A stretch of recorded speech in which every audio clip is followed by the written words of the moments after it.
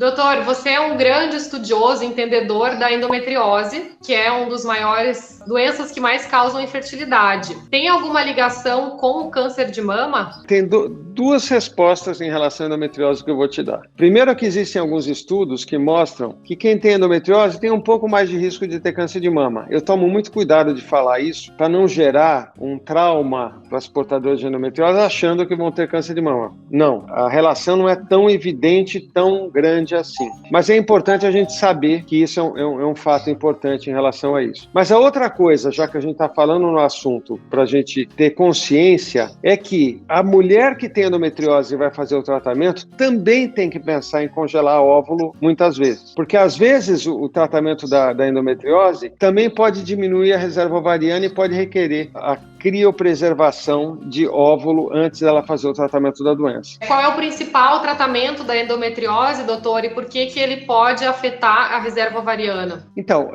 a gente sabe hoje que tem 3 tipos diferentes de endometriose. Uma superficial, uma de ovário e uma endometriose profunda.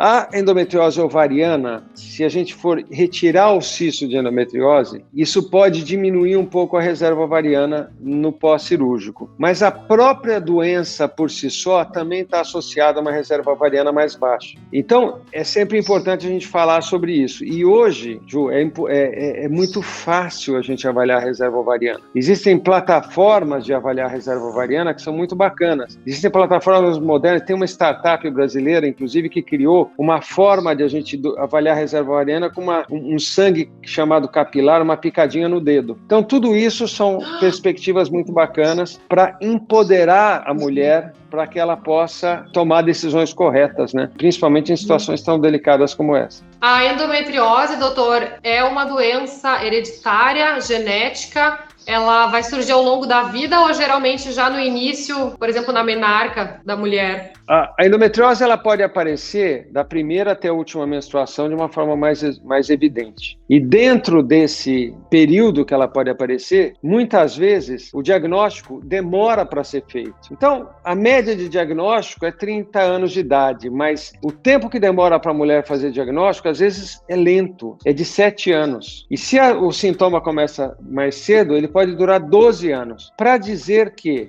é uma doença que pode aparecer desde a primeira menstruação, o médico tem que estar sempre atento aos sintomas da doença, que são sintomas de dor pélvica, cólica, dor na relação sexual, dor para evacuar na menstruação, e a paciente deve procurar o médico e o médico tem que pensar no problema.